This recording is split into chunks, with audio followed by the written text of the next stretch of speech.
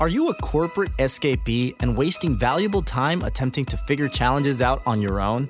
Well, this podcast is for you. We bring you firsthand experiences of guests going through many of the struggles you face each and every day. We get real with no corporate BS. And now, over to your host, Paul Higgins. Hello and welcome to Corporate Escapees, the podcast that takes you behind the scenes of people who are successfully running their own businesses, hearing their war stories and motivations for making the jump from their corporate gig. I'm your host, Paul Higgins, and our guest today is someone who started out as a teacher but realized there wasn't really enough real-world lessons from her teaching. So she went into financial planning and then realized that was not quite for her. Thought she'd go into doing courses because she loved doing courses and start a nutritional course, but then realized that actually what she loved doing is helping other people create courses. So that is what she does now, and she helps entrepreneurs get additional revenue with online courses, and she's got some fantastic tips in this podcast. So what I'll do now is hand you over to Cindy Nicholson from the Course Whisperer. Welcome, Cindy Nicholson from the Course Whisperer to the Corporate Escapees podcast, brought to you by Build, Live, Give. So, Cindy, we're going to get to know lots about you today, but why don't we start with something your family or friends would know about you that we wouldn't? Well, one of the things right now, Paul, that my husband and I are kind of knee deep in is planning a trip next year, or actually it's September. It's coming up this year. I have to start saying it's this year. We're planning on taking 8 months off and taking a trip around the world. So with my two boys. So my friends and family know all about it because I've been talking to everybody about it, but I haven't started to tell the world about it. So here's its debut. Oh, well, I've just got a tingle all over. I was very fortunate to take not for 8 months, but 8 weeks. I took my family to Europe two years ago, and my children then were 16 and 14. Oh, sorry, 14 and 12, I should say. So similar to the age of your boys, and brilliant experience. So I'm so excited for you. And you say 8 months off. So will you be doing any work during that time? Well, it's interesting. Had I not been doing what I'm doing now, it probably wouldn't have even entered my mind to take time off. But now that I'm outside of the corporate world, my brain started coming up with ideas. And so we are planning on, taking 8 months. And I think that I'll pull back on some of the work that I do, but I will definitely plan on still working with my clients. Excellent. Well, we'll definitely get people to, get onto you straight away so they can get some online courses developed before you do pare back a little. But, I know you've had a wonderful journey, from teacher through to working in finance. But why don't you just tell us a little bit about your corporate escapee story? Sure, absolutely. I kind of love talking about this story because I think it will resonate with a lot of entrepreneurs. I didn't actually start in the corporate world, as you mentioned. I started out as a high school teacher. And, I thought I was going to do that for the rest of my life when I got into teaching. And what I found was I loved teaching, but I didn't love what I was teaching. So I was teaching high school math and I was teaching high school phys ed. Now I'm from Canada, and the curriculum for math and phys ed in high school is quite archaic. So, I always get the question, when are we ever going to use this? When are we ever going to use this? So, I realized I loved teaching, but I realized that I couldn't see myself doing it for the rest of my life. And so I got interested in the finance world. So this is like an application of mathematics, is financial planning and investing. So I thought, maybe I'll just look into becoming a financial planner. So while I was teaching, I took the courses to become a financial planner and then made the leap into the corporate world and decided to be a financial planner. And while I love the work that I was doing, I missed the teaching. And it was a fortuitous lunch that I had with somebody one day when I was talking to them about the struggles that I was having in the finance world. They said, well, why don't you consider corporate training? You've got the teaching background and now you can teach people, what it is you do. And I'm like, oh, that's perfect. And lo and behold, when I went back to the office, went onto the HR site, because I worked at one of the big banks in Canada, there was a job for a trainer. And I'm like, perfect. So I moved into that role, and I was there for probably over 10 years. And I really, really enjoyed it because I got to work with adults who really wanted to learn the material. I loved the material that I was teaching. And then I was on my second maternity leave, and actually a couple of things happened. When I was on my second maternity leave, the position to get a promotion came up, and so I applied for it. I was only halfway through my maternity leave. In Canada, maternity leave is 12 months long. So this happened at about 5 months, and I perceived myself as being a shoo-in for the job.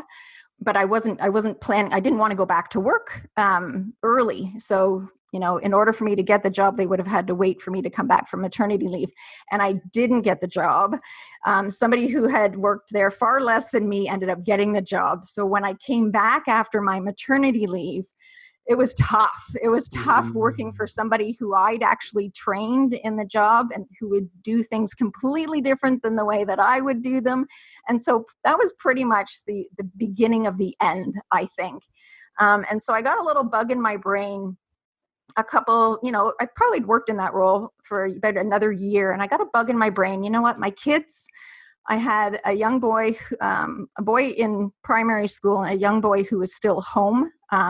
And we had a nanny at the time, and got a bug in my brain that, you know what, I think I want to stay home with my kids for a bit, with the idea that once my youngest started going to school, I would go back to the corporate world. So I left work, and it was really to just stay home with my kids. But you know what happened when I was home is two things. Number one, I realized I do not want to go back to that corporate, getting up super early in the morning, dropping my kids off at, that rat race. Yeah, before school care, and then rushing to work, and then rushing home and picking up. I did not want to do that. And then the second thing is I discovered the online world, this world of, that it's possible that there does exist jobs out there or work out there outside of, doing the corporate thing. And so, when you kind of realize there's this second world out there, I kind of went down the rabbit hole in terms of researching and studying and learning all about it. And so this was when I was still home with my child. I kind of knew I didn't want to go back to work, but then the question was, well, what am I going to do instead? Yes. And I do have to admit, I have had the luxury of choice because my husband, doing what he does, he is able to support both of us. So the challenge wasn't like, oh, shoot, I need to earn an income. It was, oh, shoot, I need to choose what I want to do with my life, sort of thing. So I was spoiled by choice from that perspective. And so what I decided to do is I actually went back to school to study nutrition. And so I thought I was going to build an online business in nutrition. And so I did, I started up a website. I was doing weekly videos, teaching what I taught or what I learned at school. And, again, thinking that I was going to build this business in nutrition. And then I started doing it, and I started, taking some courses about how to build a business. And I found out that my passion really wasn't nutrition. Like I was passionate about it for myself, but I didn't love helping other people with it because, it can be a really tough thing when you help people with their nutrition. Yes. And so I think I can remember I remember the exact moment, Paul, of when I knew what it was I wanted to do. I was taking a course, and part of this course, of how to build an online business, I was part of a mastermind that they kind of said, put you into groups. And in this mastermind, I kept helping people organize their I had one person in my group who was trying to put together an online course in accounting. And, based on my background, I was constantly giving her tips and advice. And I spent an hour with her on the phone about how to kind of organize her course and design her course because, she knew her topic really, really well, but she didn't know how to kind of break it down for, her learners. And so I spent about an hour with her on the phone. I got off the phone and two things occurred to me. Number one, wow, that was fun. Like I loved doing it. And number two, I have the skill set here. Like I kind of helping people organize content and design training and putting it into, manageable, consumable pieces is kind of a skill. And I kind of didn't realize that it was a skill until I started encountering people who didn't have the skill. And so that light bulb went off for me there, Paul, that, okay, maybe instead of nutrition, I can help people with, creating and designing online courses. I've got a skill set and online courses are very popular with entrepreneurs. Here's an opportunity for me to explore that avenue. And so I guess that was 1.5 years ago that I kind of made the transition. And so here I am now today with helping people create online courses. Brilliant. And we're going to dig deeper into what you do right now in a moment. But this transition, so you've said it's been 18 months, and I suppose it's been a little bit longer since you left the so-called corporate world. Has it been easier or harder than you expected? It has been probably, the nutrition was harder than I expected. Whereas the course, when I transitioned over to being, helping people with course design has been a bit easier than I expected because I think I'd already got all my lumps from doing the nutrition part. So I think that, when you're listening to if you first get interested in going into the online world, it does sound glorious and it does sound easy. So I think it's harder than what the initial perception is once you actually get into it. Yeah, great. And you talked about the mastermind that you were in that was helping you with the nutrition. Who else has sort of helped you, build this business to date? Well, I think that there's been so my mastermind's been one of the biggest things. I'm still in that mastermind today. My family, of course, has been super supportive. As I mentioned, my husband, he still does the corporate grind. And because he does that, because he gets up 4:30 in the morning and slugs to work, I have the luxury of being able to choose what I want to do. So that's been extremely supportive. And then I think that just the entrepreneurial community, by listening to podcasts and being part of Facebook groups, it's like being an entrepreneur can be very lonely, but there is an amazing community out there that can be supportive. So it's a matter of finding those communities that, you resonate with. Great. Well, we'll move now into the build section. So when someone asks you, Cindy, what do you do? How do you describe that? That's a tough one because my official title, is an instructional designer, but nobody knows what the heck an instructional designer is. So what I usually tell people is, I help entrepreneurs generate an extra stream of income by creating online courses. So that usually leads itself into asking me some more questions about how do I do it. Great. And I'll sort of lead on to those questions because that's definitely what came to mind. But, what do you know about creating online courses that we probably don't? Well, again, one of the reasons why I realized that there might be an opportunity for me to come into this role from a validation, validating my business idea is there were so many online courses. If you're going into this world of entrepreneurship, you generally will take a course or two because how else are you going to learn this? And what I found is most of the courses I took, really missed the mark in terms of being able in terms of it being designed and created in a way that I think is effective for learners. So, some of the biggest things that I see or I give advice to my clients when they're creating courses is that, number one, you probably need half of the content that you think you need as part of the course. So you really, really need to make sure you're focused on providing content that will get them the outcome. Nothing more than that, just that. And the other thing is, having been a corporate trainer, when you're a corporate trainer, they're, the powers that be are very cognizant of return on investment. So they want to make sure that they see, if they're sending their employees for training, they want to make sure that they see results from that training. So one of the things that I always advise my clients is how to make sure that your training gets real results. It's not just a learning experience. It's not just a nice to know. It's how do you get what are the things you need to include in your course that will get the actual transformation, that change in behavior, as opposed to just providing an information dump to them. So those are kind of probably the two biggest things that I see, or that entrepreneurs generally tend to struggle with when they're putting courses together. Great. And I know that there's sort of a number bandied around about 5% of courses are ever completed. I'd love to get sort of your view on that and some of the things that you do to help improve that, if it is real.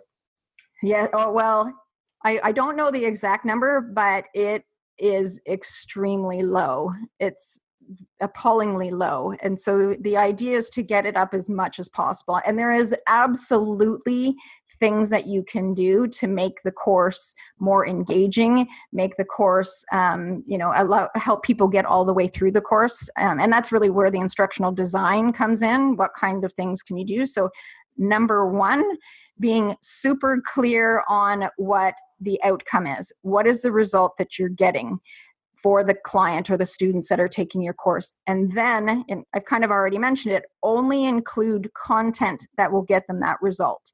Anything over and above is not necessary to include, because adult learners are super, super sensitive to time wasters. So if there's content in there that they don't think they need to know, or that they already know, they're gone, they're out of there. And so you need to be super tight in terms of the content that you include, which means that you need to be super clear on who your target audience is for the course. You can't be, everybody could take it. You want to be super clear on who the course is for, because again, you would just include content that target market client would need, or target market student would need. And if it means you have to create a 101 course and a 201 and a 301 course, that's better than trying to put it all together in one big soup. Because again, the people who don't have as much experience are going to be lost, and the people who have a lot of experience are going to be bored. So that's why you want to be super, super clear. So that helps keep them engaged. If all of the content that's in the course is relevant to that particular person, that helps it be more engaging and helps them continue on through it. The third piece of advice I give is keep your lessons short, 5 minutes long, before you have them do something. So I guess it's two parts to this advice. Keep the lesson short, and then give them an action item after that particular lesson. Get them to do something. So whether it's print off a tip sheet, print off a checklist, complete a worksheet, do some kind of activity after the lesson that you've taught them, is super important to be engaged. I mean, I don't know if it ever happened to you when you were at school, Paul, but, often students would be like, is this going to be on the test? And if the answer was yes, you'd pay a lot more attention to it. Well, it's kind of the same idea. If your students come to expect that they're going to be having to do some application exercise after the lesson, they're going to be paying much more attention to it. So keep your lesson short and have some sort of activity or worksheet. So those are kind of my 4 top tips around helping your course be more engaging, or help people get through the course themselves. Excellent. And for everyone listening now, we will have all of those key points in the show notes as well. So if you're writing down and haven't got them all, don't worry, you can go to the show notes and get them. So the next question, Cindy, is around how you found your first clients, because I know that a lot of people listening now, that's their biggest fear, is like, okay, I've made this jump, but how do I get my first clients? How did you go about getting your first clients? Well, my first clients I found through developing partnerships with, synergistic partnerships. And I found some synergistic partnerships for me were coaches. So coaches who were like business coaches. So business coaches often would be working with clients. These clients would often, in terms of in their ability to scale, they would want to create a course. And the business coaches did not want to have a part of that in terms of helping them build the course. So they would refer to me. So my first client came from a referral from a business coach, because there was kind of like a synergy there where, I didn't want to do what she was doing. She didn't want to do what I'm doing. So when she came across those clients, she would refer them to me. Great. And how did you find those coaches? It was a relationship I had with somebody who, Meetup, that's a worldwide thing, right? Yes. So I had met somebody in a Meetup group actually, and she was a friend of mine, but she was also a friend of this business coach. And so she made an introduction to that business coach, and that's how we developed that relationship. Great. And who's your ideal client now, Cindy? So my ideal client has an existing business. So they've been in business for a little while, and they're wanting to scale. So they're clear on, they're clear on how they help their clients. So it's business coaches, nutritionists. I help real estate agents. I've helped lawyers. They all have an existing business, and they want to scale by creating an online course. And so, it really can be any avenue. As I mentioned, I've kind of, have various different types of clients that I've worked with, but it's more those people who want to create a course, and they don't want to do it on their own. So they may have already bought, David Siteman Garland's course. They may have already bought Amy Porterfield's course, like how to do it yourself, and they still haven't created a course. And so they need a little bit of help. They need a bit more help than just the instructions that are in those other courses. So that's who I've generally worked with. Right. And sort of budget, what I'm sure a lot of people thinking now, look, I'd love to have an online course, but I'm struggling to get revenue, and I've got to spend all this money up front, and I'm not quite sure if it's going to work, etc. What are sort of the budgets that people should be looking at? Well, it depends on the degree in terms of working with me, it depends on the degree of support that you want. So, for example, some clients I start off with, helping them create their course outline. So they've got all this information. They don't know how to structure it into a course. So that's kind of my initial offering that I have for my clients. And that's around $500. I do that for my clients. And from that, they're able to get their course outline and know exactly what they should include and the activities that they should include.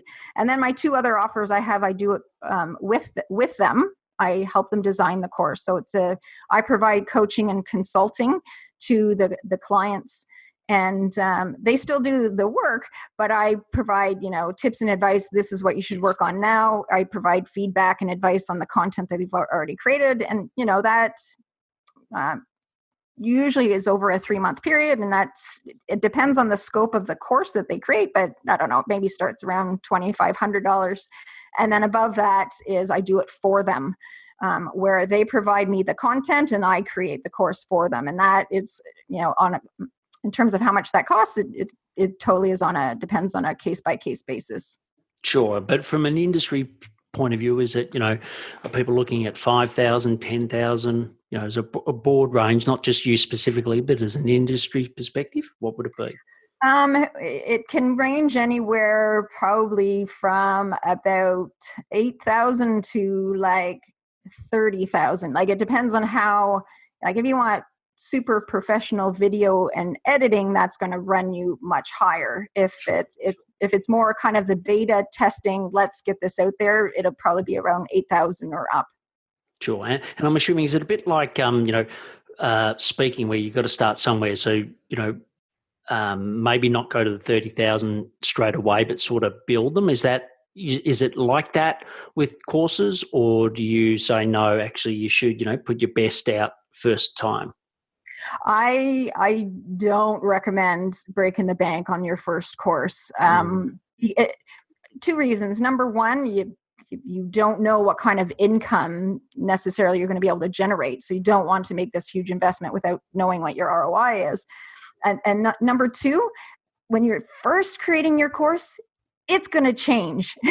Once, to think that you create one course, it's one and done and you never have to look at it again is not realistic in my books, especially when it's the first time you've done it. So anticipate that there might be some changes and adjustments. And if you've done this professional video and editing, like that means you're going to have to keep going back and spending more money to get it professionally done.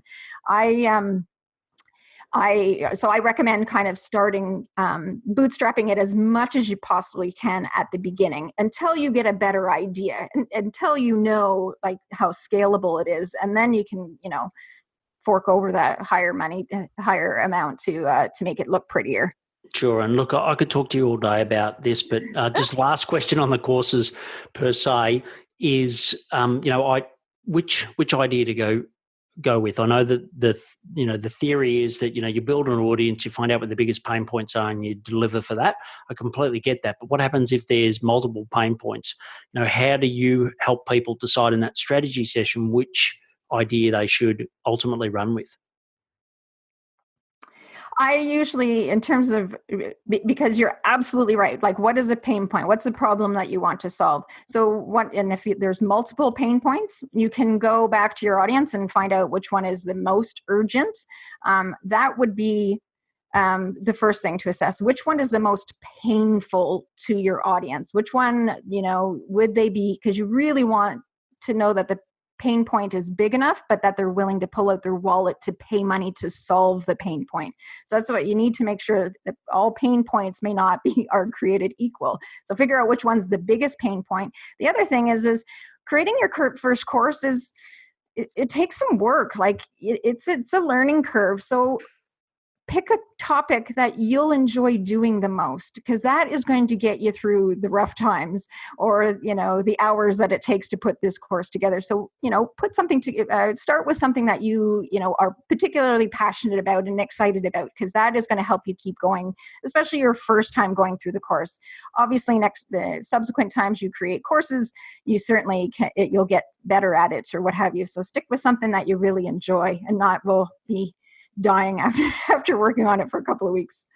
Great. And, over the last 18 months, as you've been running this great business, what have you done to improve the profitability of the business? Well, that is an interesting question. I would say improving my systems. So, because I'm kind of a one-man show still, where I'm responsible for all various different aspects of my business, it's becoming more efficient in how I do my work. And so the best way for me is to systematize everything. So if I have, rather than recreating the wheel every time, I have my processes outlined. So if I have, the course strategy session, that first session, I have my processes outlined that once I book the client, I have a checklist of items to go through in order to be able to know that I don't miss anything. So being more efficient with my time allows me to be more profitable. The other thing is I've been able to increase my rates. Now that I've been working with a few clients, I have a better idea of how long things take. And so, since I've started, my prices have, increased over time. Great. And the checklist, et cetera, what system do you use, or what technology do you use to have that? I just have everything in Dropbox right now, and it's more just like Word documents or Google Docs that, I have everything in Google in terms of, have everything just in Google Docs in terms of my checklists and my processes and my emails and stuff like that. So I haven't been more efficient with that perspective, but perhaps that's my next step. Okay, great. And what's your number one source of leads? How do you attract more people to do these great courses? Referrals. So the client or the business coach that I got my first client from, she sent me a client last week actually. So my biggest source has been referrals, both from business coaches. So there's probably, I probably have good relationships with about 3 of them now. And then my existing clients, because it's not necessarily readily apparent how I help people. So people aren't necessarily going online to kind of search for someone like me. Mm-hmm. So they almost need to hear about what I do and how I help through somebody else.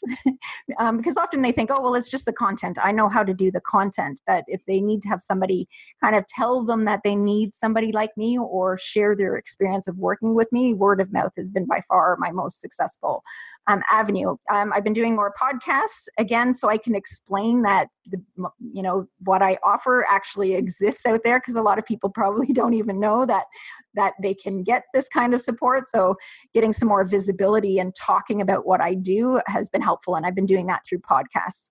Great. And what's your biggest challenge that you face today in business? Number one, having people understand the work that I do, kind of having to articulate, being able to figure out how to articulate it in a way that, sounds compelling and interesting for people. So that's kind of one of them. But the other one is again, the balancing act, because I am this one-man show. I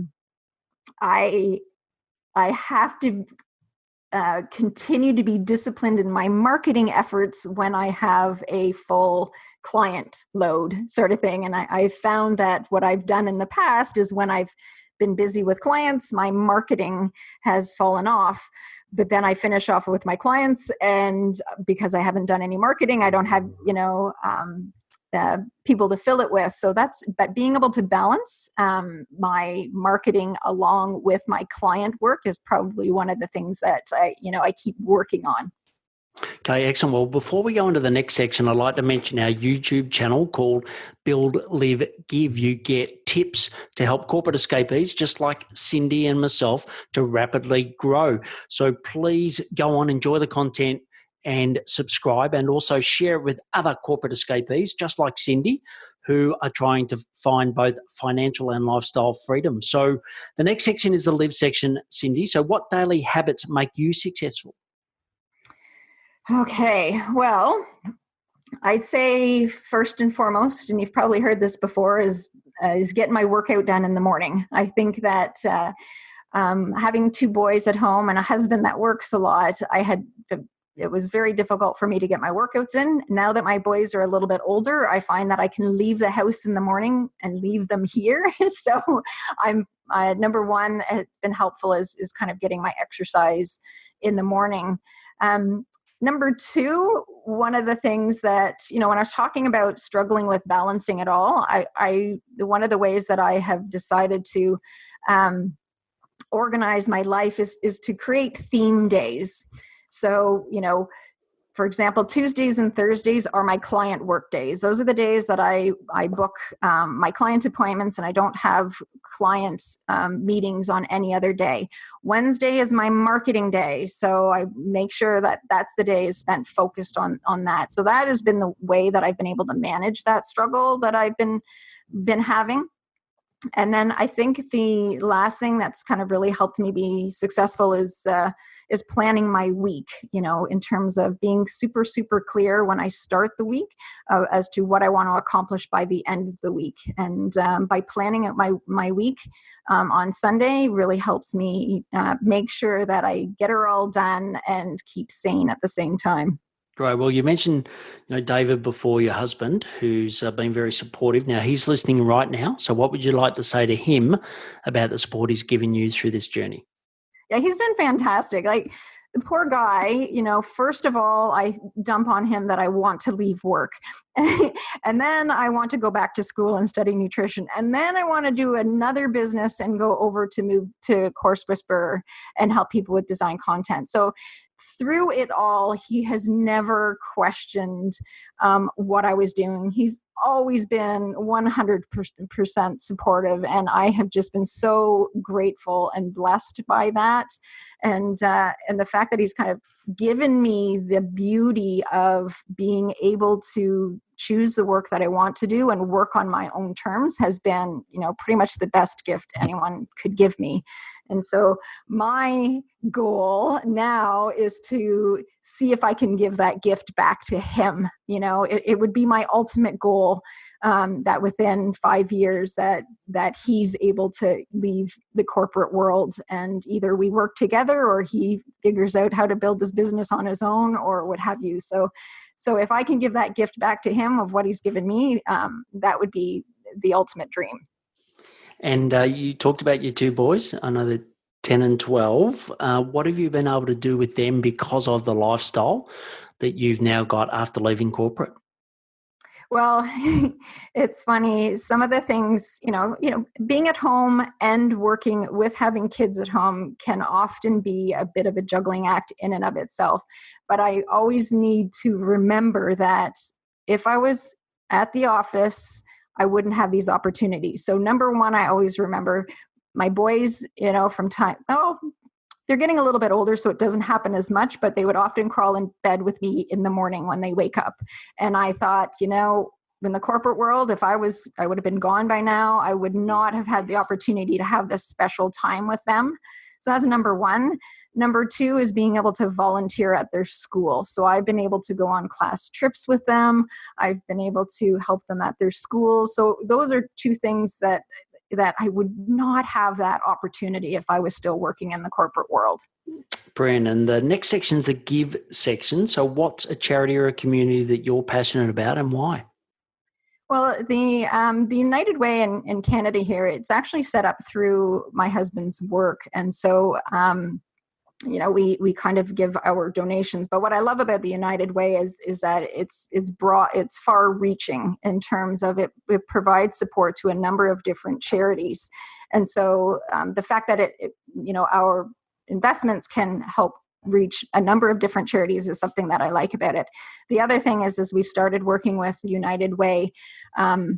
Because my boys are 10 and 12, they play competitive sports. And so we're actually working with United Way right now to see how we can involve the youth in more charitable opportunities so that they can help support the United Way, but it's not just all about sports. Their team can go and do charitable activities. So my kids can start to kind of understand the meaning of giving and all of that as well.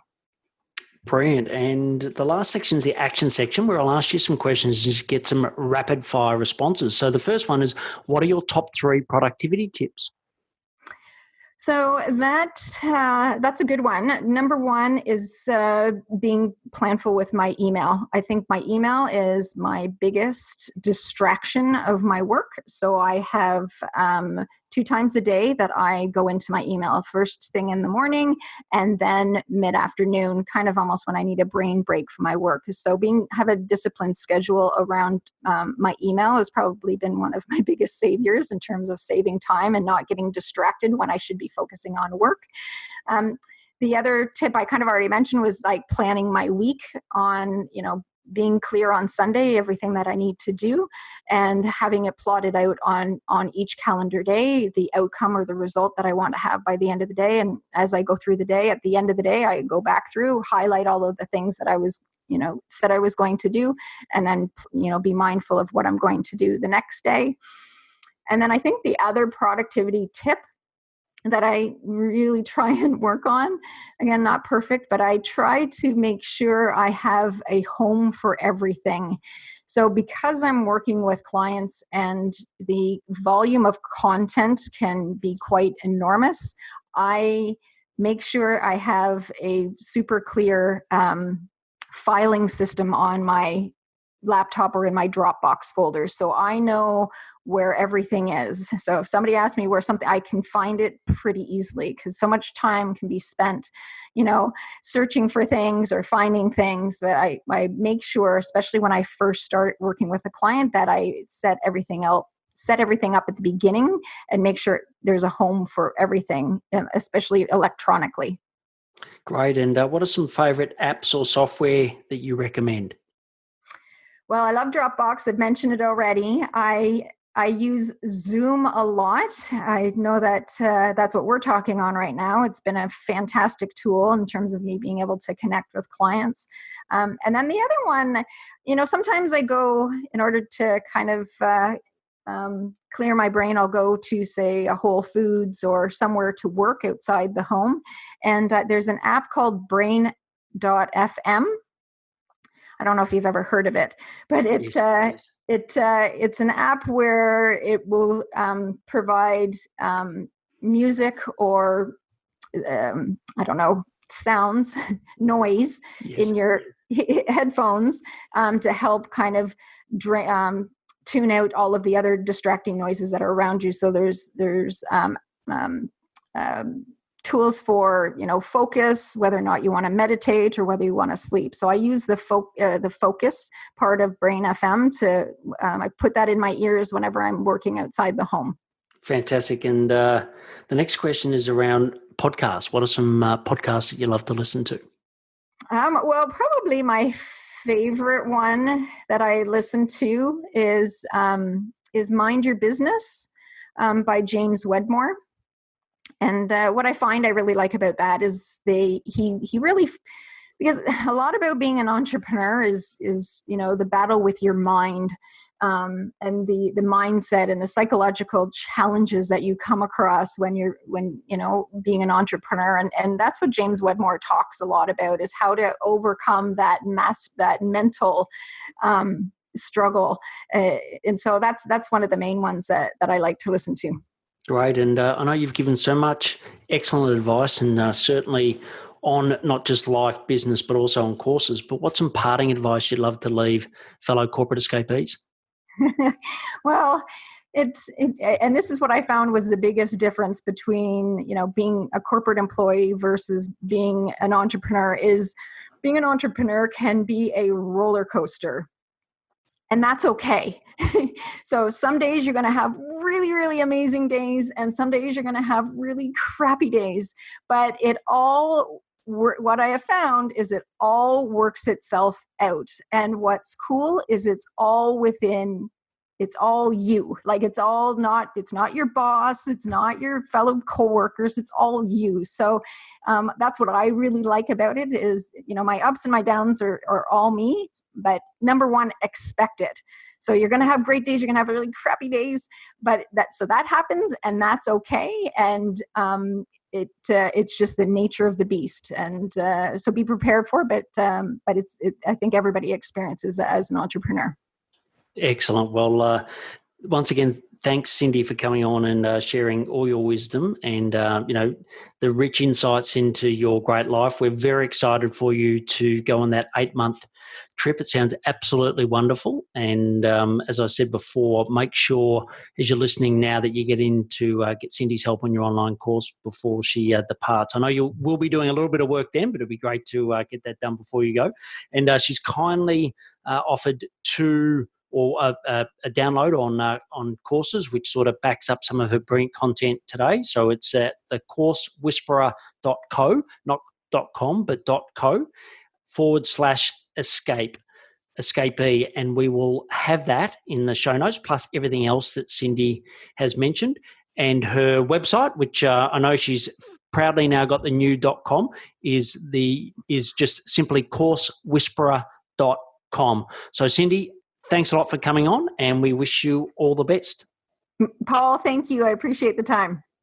I really loved this interview with Cindy. She just gave so much value, and I know that lots of you are really keen to do online courses, so it's very topical. So my 3 key takeouts. One is only create content to get a result, no more. I think, that's something that I always fall in the trap of, so a great reminder. The second is treat it as if it's going to be a test. So there's always an action. She talked about at school when people really listened, when the teacher or the lecturer said that it was going to be in the test, do the same thing. And then the last one is her great journey where she's taking off 8 months to travel the world with a family.